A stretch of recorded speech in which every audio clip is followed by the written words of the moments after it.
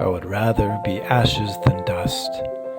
I would rather that my spark should burn out in a brilliant blaze than it should be stifled by dry rot. I would rather be a superb meteor, every atom of me in magnificent glow, than a sleepy and permanent planet. The function of man is to live, not to exist. I shall not waste my days trying to prolong them. I shall use my time.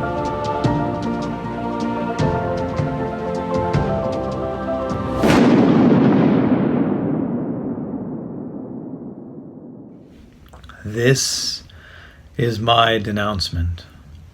For those in the shadows, there's nothing elite about them. If anything, they are the saddest of all men. Foxes, though they hunt at night, often famish more than hens. If we stood aside each other, stopped squawking, made amends, the fox would be pecked to death, and we'd be free from caged pens. Do not fear what you may not have seen. Don't fear to look under such things. Foolish is not that you didn't know, but that you refused to look once you were told. To overturn so many stones. What pain is there in being bold and letting inquiry unfold? See, you must hunt for hidden treasures. You must dig for buried gold.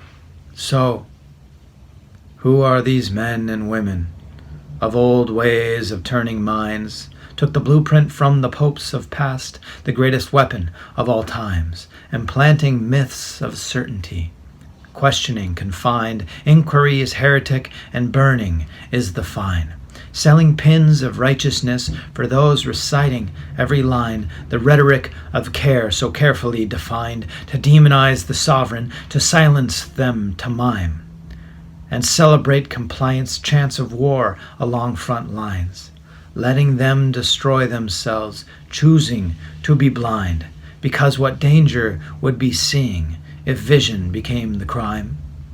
And so best to use the pins to put out my very eyes, the very pins they sold us to protect their bottom line.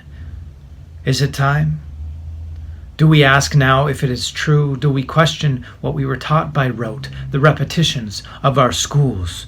Do we ask who authored history? Shall we care who wrote the rules?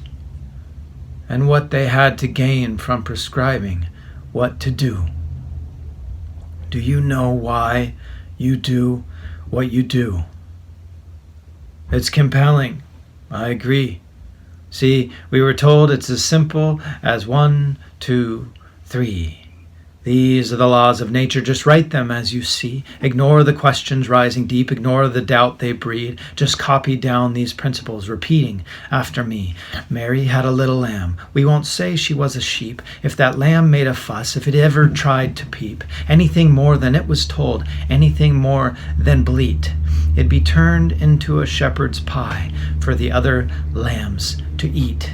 So I repeat, said all the teachers I've had to meet. Success lies ahead only if you'll repeat exactly after me, exactly after me. Yet it is so much more than we see, this life.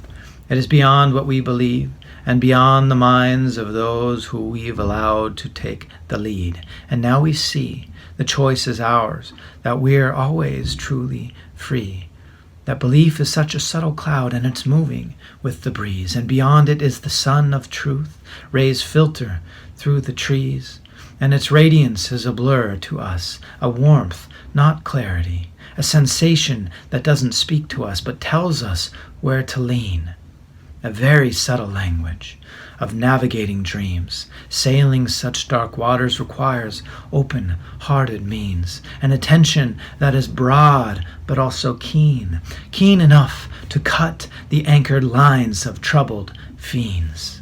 Troubled fiends. What broken hearts and torrid minds could only define safety by imprisoning the uncertainty of the world, could only find it in control, in cutting off the tips of boys, outlawing nipples of all girls. What troubled souls! These are not rulers of anything but their own suffering, and perhaps in truth simply slaves to their fear of loss. These men and women are elite only in the depth of their despair. So I turn from their purgatory, and though I care, I leave them there. And let them froth and yell, or let them follow if they dare. But I'm headed somewhere higher, already up the stairs, and I hear the trumpet sounding now. It's turned to a blare of regal notes of majesty, the galloping of mares, rode by queens of future worlds, truth woven in their hair, and bodies glowing, freedom bosoms proud, hearts made bare. When you've chosen to claim your kingdom, when you leave the leeches there, when you begin to find your footing and put it toward those stairs, push up to your own knowing. And here's where, I'll swear, you'll find that heaven's close, and it's the fairest of the fair. And you'll find that inside your bones is the only compass clear to traverse the sucking marsh of mind and arrive at your own sovereign chair, high in the kingdom of your soul. Let those who did not dare, let them stare. For those in the shadows are the saddest of the men. Nothing elite about them. And this is my denouncement.